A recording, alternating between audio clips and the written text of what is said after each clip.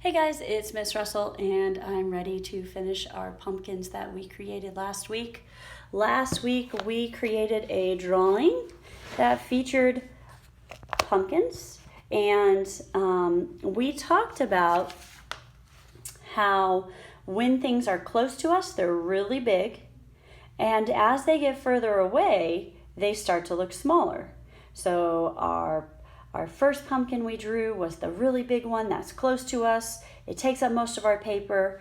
The one down here is still close to us. It's so big that it went off the bottom of the paper. Anything towards the bottom is bigger. And as it goes up, it starts to show smaller objects, and you were allowed to add more things to your paper.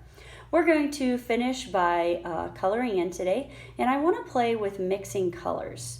So you're going to want to find a bunch of different crayons or colored pencils. Colored pencils actually blend a little bit better than crayons do. If you are using crayons, the brand of the crayon does matter. So unfortunately, if they're not Crayola, I'm going to tell you, they don't blend as well. If you've got some other ones, which I don't think I have any others in this bucket to even show you different kinds, their wax is made differently, so they just don't mix well. I pretty much stick with the Crayola brand because they make the best ones. So hopefully you can find some.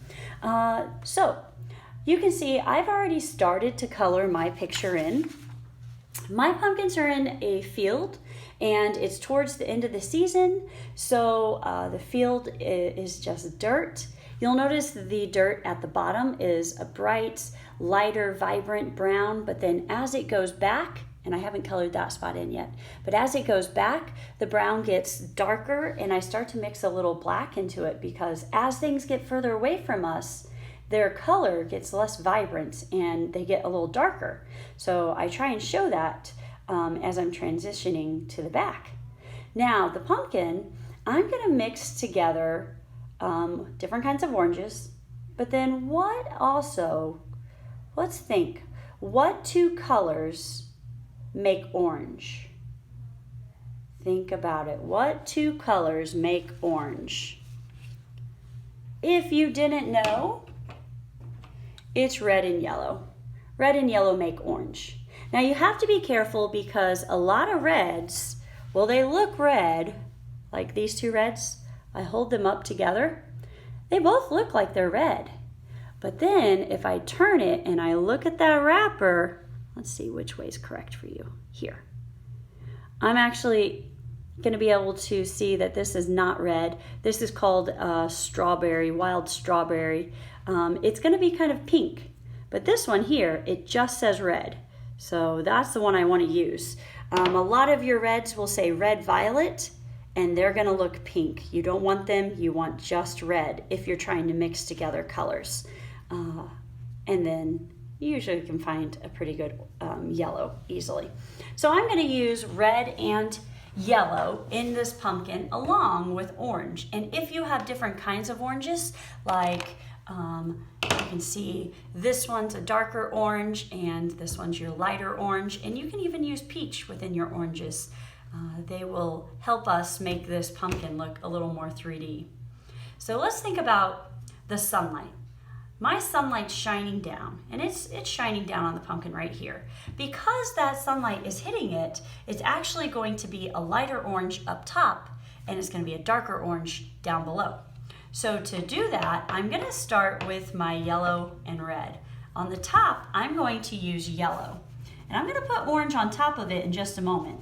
But first, I'm going to put some yellow down. This will lighten up my orange a little. When you're coloring, really push hard on that crayon.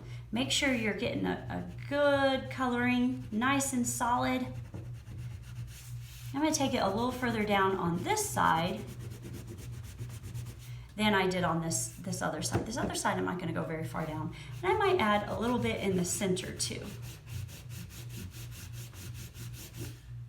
But down below, I'm going to take red because I want to darken my orange at the bottom of the pumpkin where the sunlight's not really hitting it.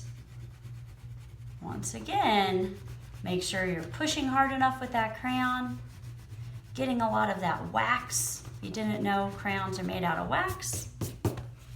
And then I might even bring some of that red onto some of my lines of that pumpkin.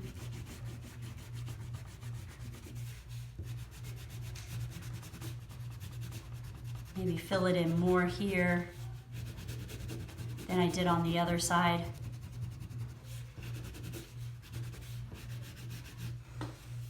Then I'm ready to put my oranges on top of it. Now I can start with my super light orange. It might not do what I want, so I might switch to my other oranges. But if I take it on top of my yellow and just add it a little, if you look close, it's starting to make it more orange than yellow. But maybe I'll switch to my light orange instead and add that on top, and that will really bring out some orange. So now they are blending or mixing together. And now right down here, it's a spot that I haven't added anything on. So it's gonna look a little different than the orange where I have some yellow underneath it. It's gonna be just more of a normal solid orange, and then right there, it got to a lighter orange. Makes it look a little more round. And then as I'm going down, I'm gonna go ahead and switch to my darker orange. I am gonna go right on top of that red. I'm really pushing hard. Every now and then, it kind of hurts my hand because I'm pushing so hard. And sometimes my crayon breaks. That really happens because really it's just wax. And as I'm holding it, it starts to heat up because my hands have some heat to them. And then the wax will break. And when that happens, it's no big deal. Then I just, then I have 2 crayons instead of 1. No big deal. They're still usable. They're just smaller. So take your time, color right on top. Hopefully you're not coloring as fast as I am. I'm coloring super fast because I want you guys to see how I'm doing this. Ooh, I almost put my dark orange up top. I don't want that. I want my dark orange to be down below, where that sunlight doesn't get to hit it. If your hand starts to hurt, take a break, shake it out, stretch it out, and then keep going.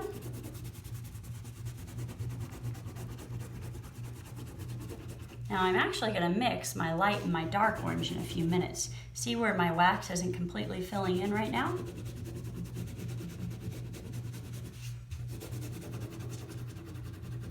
Red's a pretty strong color.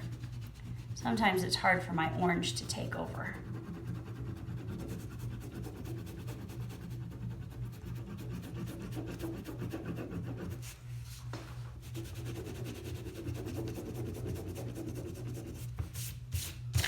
And it makes little wax crumbs. You have to shake those off your paper every now and then. I think I'll switch to my lighter orange again. So the 2 of them can start mixing together.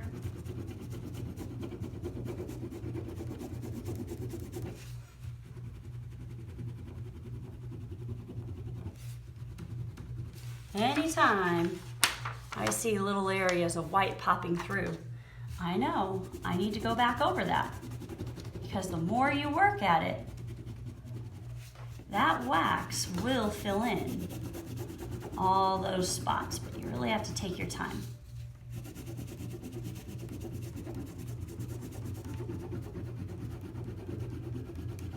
So yellow and red, they make orange.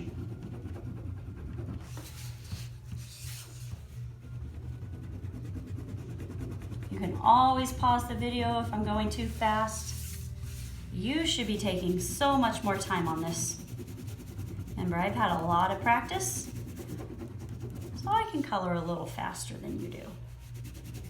And I'm trying to go fast so that my video is not too long.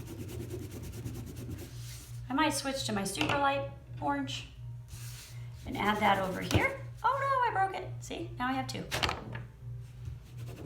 That's gonna happen.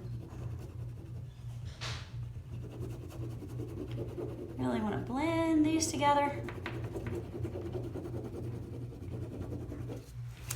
shake off some of that wax, and there is my pumpkin all kind of mixed together with my lights and my darks to make it look a little more 3D, because the sunlight's hitting it here. That makes that orange lighter and this orange a little darker.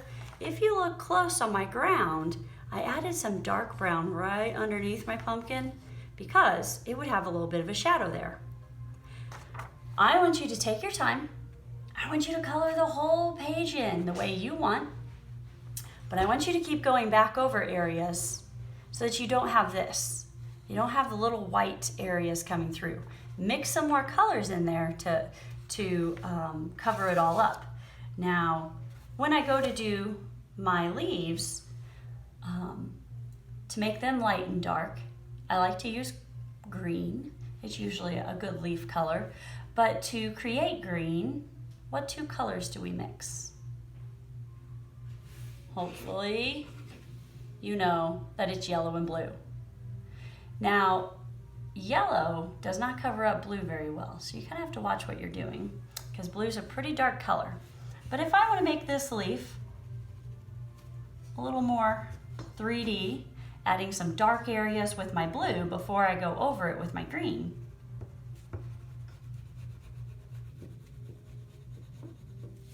and then I'll take my yellow, where I want it to look lighter, I'm going to put some yellow. Kind of did that. But then I'm going to take my green over it all. And sometimes that blue is a little hard to cover up. Ooh, this one's a light green. Wonder if I have a normal green in my bucket.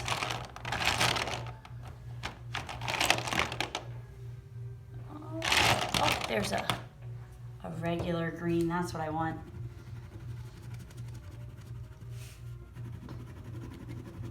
Of course, I can use that light green in the lighter areas. So I think it's a lot more fun to darken areas with color, not just darkening it with black, and to lighten areas with color, not just lightening it with white, because it makes your color a little more vibrant and fun. So there's my leaf colored in. Up in my sky, I was working with purple. Let's think. What two colors make purple? Blue and red. So if you look close to my sky, you can see where I've used blue and red at different spots, and then I took purple over it all. I still haven't finished over here. But I want you guys to take your time, fill your paper in, have fun with it, but really make it solid. And if you wanted to do more to your pumpkin, you could always do that. One of my favorite artists, I have trouble saying her name. She is from Japan, and she uses the dots, and they're really kind of fun. You don't need to do this, but if you wanted to, you always could.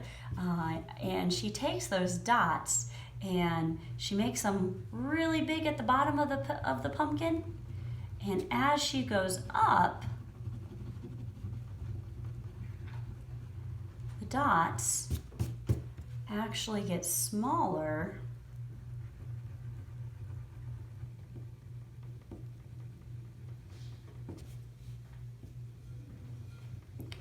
which gets a little hard if you've done a really good job coloring this pumpkin in, because getting those black dots on top of all that coloring, I think it's more challenging. Would you bring me my dot pumpkin? I'm almost there. So here you can see where I've done it to one part, but then I would take my time and I would do it here and here. Here's a pumpkin I did.